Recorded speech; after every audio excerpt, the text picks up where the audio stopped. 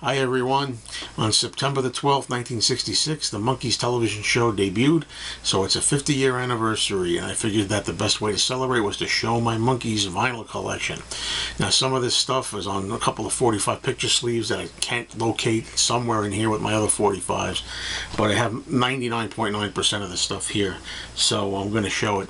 Some of you may have noticed I briefly had a video on this up, had to delete it because I played nice happy monkey music in the background and it got copyrighted. I didn't want to deal with it, so I got rid of it. Okay, the first album that I showed back at that first pass is the same one I'm going to show again.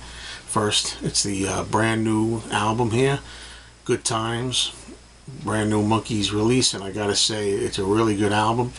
And whoever would have thought, I mean, so lucky that the Monkees actually managed to get a really fun, good album for their 50th. And the only thing is, you missed in the last video that I attempted, that I actually did one of those sealed to reveal where I opened it up the side and for the first time got to look at the contents. I can't recapture that first, exciting moment, but I'll show you what was inside anyway. First, I got screwed because I was looking forward to this sheet of decals, except that mine came pre-packaged with a bent corner. No big deal, I guess, in the long run, but it just goes to show you, even when you buy new stuff, you can't always get a gem. But these are stickers. I'm not going to do anything with them. I'm going to leave them on the sheet. That's a nice little extra that they come with. Also, as an extra, by the way, I should say this is the Barnes & Noble's exclusive version. I didn't buy this at B&N. I got it from my regular record store. They got it from Barnes & Noble. Comes with a bonus 45 that's exclusive to this particular version. It's on Rhino. That kind of makes it look like the old Cold Gems 45 design. You got two, I think they're both new songs, right? A Better World and Love's What I Want. So, I know that there's a lot of different versions. Other people have made videos, different versions, different releases, exclusives here and there, FYE, and it gets crazy after a while. Trying to figure out which copy you want and how many you want. I like the inner sleeve. It has an inner sleeve that's got like the lyrics on it and also nice little designs and pictures, which are cool. But the record really didn't come in this. The record proper came in this, which is very protective. Safety in the sleeve. It's on black vinyl. I know some of these are on nice colored vinyl. This isn't one of them, but it's a nice label. So I'm very happy with this. I have the CD and I played it, and it's really good. Okay, before I get to the actual albums, I'm going to show you one 7-inch that I was able to locate. It happened to be right around here. This is from, I believe, 1984, and it's an import, and it's got some Monkees tracks on there. You can see the titles there, I believe. So that's nice.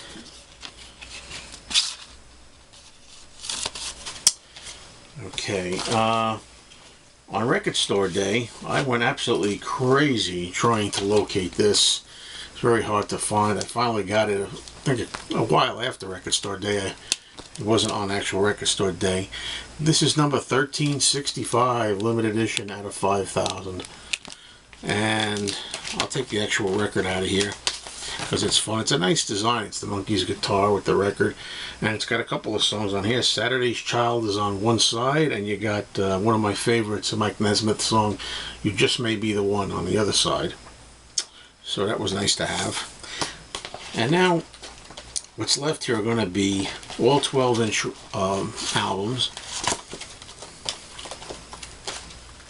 beginning with the first one, the Monkees. This is a mono copy in the shrink wrap. Like this album. Fun debut. I also have a stereo copy. You can see the stereo on the top. Okay, the next one, these are not necessarily in straight chronological order, I don't think. I could be wrong. This is more of the Monkees. I believe it's their second album. Also, I found this at a flea market in the shrink. And this was my favorite album. It still may be, of the Monkees. I remember a story about this I think it's one of the first albums by anybody I ever owned when I was a boy. I didn't get it in 1967 or 6 or 7, whenever this was out. I seem to remember getting it like in 1970-ish or something like that. I think at a Woolworths or something. It's one of the first albums I can remember owning, because I don't remember many that I could pick as the first. Okay, here's the Birds, the Bees, and the Monkees.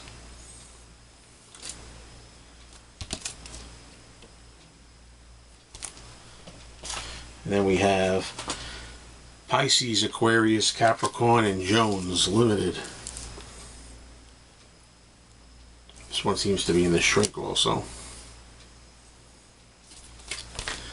Then we have the Headquarters album. And this has one of my favorite songs on it. Mickey Dolenz wrote it, Randy Scousket, which just may be my favorite Monkees song, but it's so hard to say. There's so many of them I like. I always pick that as like my favorite, but it's really impossible. I'm gonna have to do like a top 10 Monkees songs video.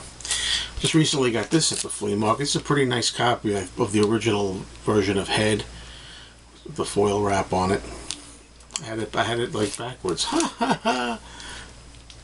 Look at that.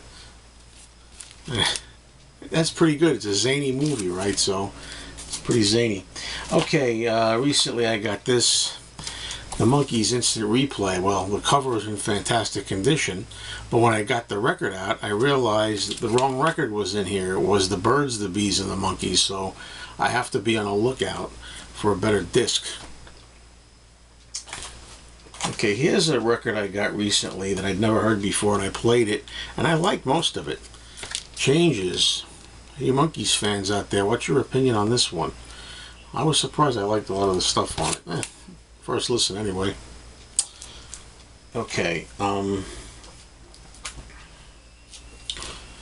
we got That Was Then, This Is Now, which is just like a 12-inch single version. It's like a promotional version.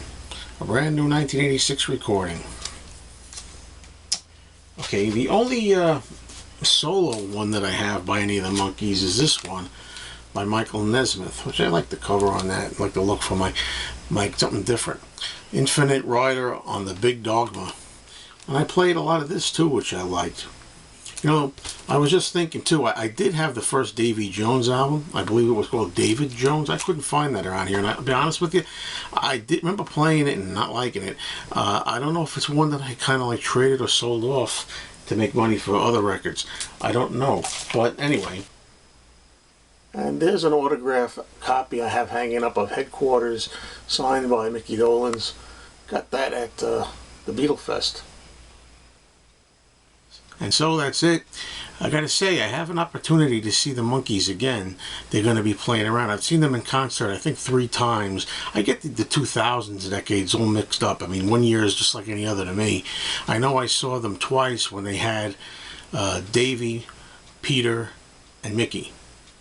And then I always wanted to see Mike, and I never had a chance until I think 2014. I got to see them again. That was after Davy Jones passed away, unfortunately. And this time the 3 of them were Mike Nesmith. Always good to see Nez for the first time. And then you had, of course, Mickey Dolenz, and you had Peter Tork.